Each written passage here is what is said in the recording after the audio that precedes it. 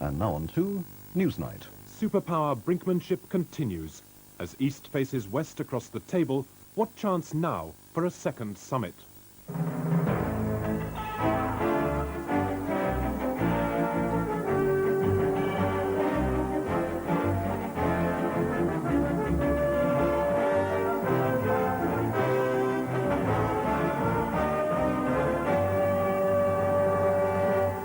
Good evening. In public, at least, the Americans and the Russians are both keen on a second summit meeting.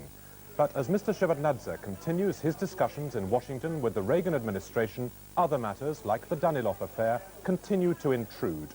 We ask a former leading arms negotiator for his assessment of the present policies of East and West. And as the inquest into the Manchester air crash comes to an end, we report on the lessons to be learned.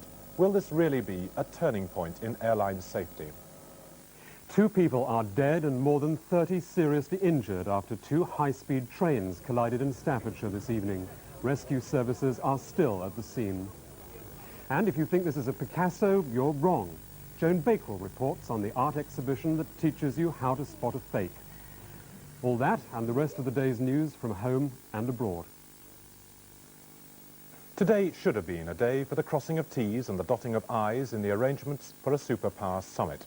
Instead, Secretary of State Schultz and Foreign Minister Shevardnadze spent much of their meeting growling at each other over spies and the rumors of spies. President Reagan intervened by summoning Mr. Shevardnadze to an unscheduled confrontation. Yet still there persists a nagging feeling that a second summit will take place, probably before the end of the year. That was the timetable suggested after the first summit in Geneva. And signs of compromise in long-term arms negotiations in Europe lend weight to that theory. We hear first from Martin Bell with the latest news from Washington. What we know for sure tonight is this, that the Americans have again registered a strong protest over the Danilov case, that this protest has now been made at the presidential level, but that, so far as we know, it has not driven other issues off the agenda, and a long-awaited letter from Mr. Gorbachev has now been received at the White House. The State Department talks over a disputed agenda were the first superpower meeting at this level since the Geneva summit itself. That was a sign of the chill in relations, and even the normally effusive Russian had nothing yet to add.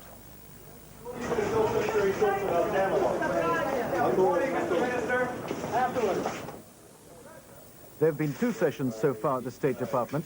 The first, just the 2 foreign ministers together. The second, with all their advisors. The Americans have not yet given their version of what happened, but they were publicly pledged to begin with the Danilov affair, and that was the reason for the break-in talks and the summons to the White House. But the president met with the Soviet foreign minister in the Oval Office after the secretary phoned the president from the State Department and offered him the option of seeing the visitor. The president wanted to discuss the continued Soviet detention of Nick Danilov on spy charges and express his view directly to the minister on that subject. Outside his schedule and unannounced, the Soviet foreign minister went to the White House amid a chorus of protests from former administration officials that there couldn't be business as usual. We cannot regard the Danilov, the holding of an American, framing and arresting and holding of an American in the Soviet Union as a trivial affair and sort of brush it off the table, as the Soviets have been suggesting. The Danilov matter has to be settled, and it has to be settled in a manner that recognizes the fundamental values of this country.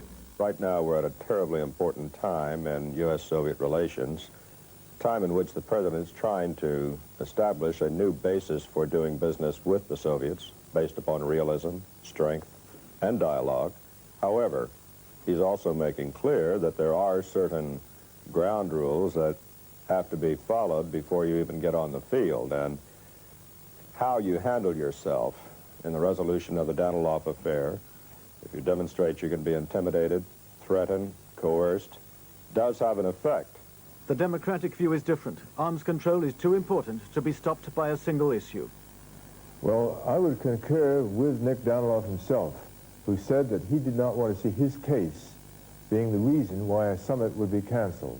And I think he's right, because the issues involved with the summit and arms control, which is the point of the summit, are so overwhelming that they subordinate all other issues around the world, no matter what misbehaviors egregious misbehaviors that there may be of the Soviet Union. The important thing is to try to move ahead, to my mind, with arms control. And this is not a favor to the Soviets. We, the West, are just as likely to blow up and burn up as the Soviets, and we have just as much to lose if we don't get a grip on the nuclear weapons. And the president, whose only public appearance today was handing out prizes, is also under attack for letting a prize slip from his grasp. How much of a missed opportunity would this be? I think a tremendous missed opportunity. First place, it would postpone any consideration for a matter of months or years. And already this administration has gone through 6 years almost without a single bit of progress in arms control. The first presidential administration in many years to have had no progress whatsoever. Tonight, Mr. Reagan left for Camp David, saying nothing about anything and leaving it to his negotiators to continue the talks to determine whether there's to be a summit and probably any arms control agreement in the whole of his administration. He escaped. His chief of staff was ambushed. All I can say is that the president was serious, he was frank, he was quite candid. What's the letter from Gorbachev about, sir? I haven't had time to read it What yet. else was discussed, Mr. Reagan? Pardon? Are we in a deadlock, Mr. Reagan? The other subjects were private between the foreign minister and the message he had. How did the foreign minister...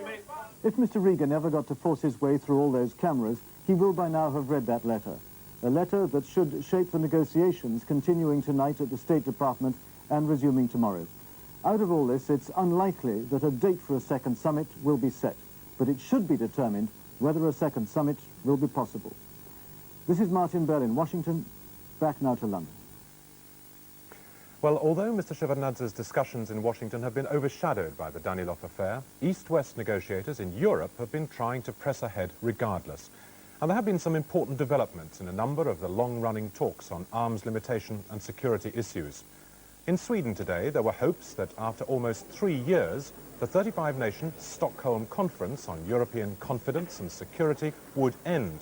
But there have been last-minute hitches, and it now seems that the clock has been stopped at midnight so that an accord can indeed be reached on September the 19th, even if the haggling lasts all weekend. The conference is close to agreeing measures to monitor and control Warsaw Pact and NATO military exercises. These include annual calendars of troop movements and each side's right to have observers present when the other holds exercises. Well, the hitches have included Russian concerns over the size of maneuvers that would have to be reported and the American insistence on having their observers fly in Western or neutral country planes. And to add to the confusion, the American bargaining position was leaked by the New York Times to the indignation of the negotiators. Despite everything, it still felt agreement will be reached. And there's also optimism in Geneva, host for the past 5 years to negotiations on arms limitation. Talks resumed this week. President Reagan made a new offer on the reduction in medium-range nuclear weapons in Europe. And in the parallel negotiations on long-range weapons, those are the ones the superpowers can use against each other, the Americans have already given some ground. Originally, they insisted on a 50% cutback. Now they seem ready to settle for 30%, which may break the deadlock. So, Danilov and diplomats notwithstanding, there's the whiff of positive progress in the air if agreement comes in Stockholm this weekend. That will be the first East-West security agreement since SALT II in 1979.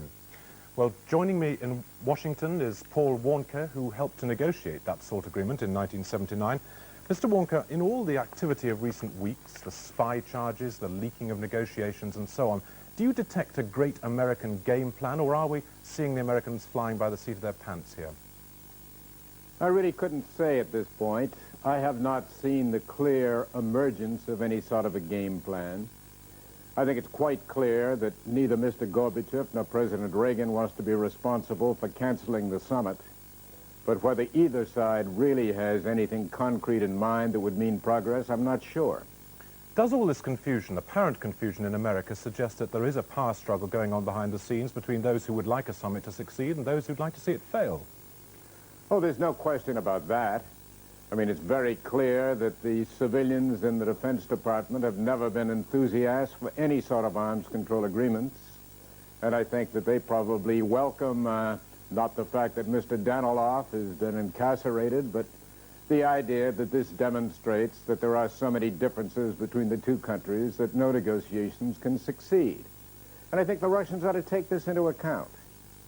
Is it events like you were a negotiator, if you'd had Yes. your negotiations leaked in the way that they were, these latest ones have been, what would have been your reaction? I would have been furious. I would have regarded it as a distinct disservice to the negotiations. Certainly, everybody knows you've got a fallback, but when it's publicly revealed what that fallback is, that becomes then the starting point rather than the finishing point. So it is a very serious disadvantage for any negotiator. I can't understand why it happened. Despite all these alarms and excursions, talks have been going on in Stockholm and Geneva, and apparently progress has been made. What should we make of that? Well, quite frankly, I don't think that progress has been made on the core issues. As you indicated, there has been a cutback in our demand for the Soviet reductions. We've said, okay, we'll take 30% rather than 50%. But the fundamental stumbling block still is the question of Star Wars, the Strategic Defense Initiative. The Soviet Union will not reduce its forces to a degree that might enable us to have an effective strategic defense. And since nobody knows what the emerging contours of that strategic defense are, I think the Soviet Union is going to insist on having some sort of a compromise, something that will give them sufficient lead time. So if they have in fact reduced, they could build back up in order to cope with any defense that we might field. If we're in the business of compromises here, is there going to be enough achieved to enable a summit to take place? Because Reagan and Gorbachev are not going to go to a summit with nothing to bring out of it, are they? Yes, I think they might. I think we might see another cosmetic summit with one-on-one conversations and an occasional smile, and not much in the way of results. There could be some relatively minor agreements reached. I don't want to characterize the intermediate range nuclear forces as being minor, but they are dwarfed by the strategic arsenals of both sides. I can see that since these are largely political weapons rather than military weapons, that some sort of reductions might take place there. But that won't really solve the basic problem, which is the relationship between offensive systems and strategic defense. So you think a summit may take place before the end of this year, even if it doesn't actually achieve very much? That would be my guess. I think the most likely prospect is a relatively empty summit, just because both sides will be playing to world opinion, and neither one will want to look as though they are responsible for the cancellation of the summit conferences.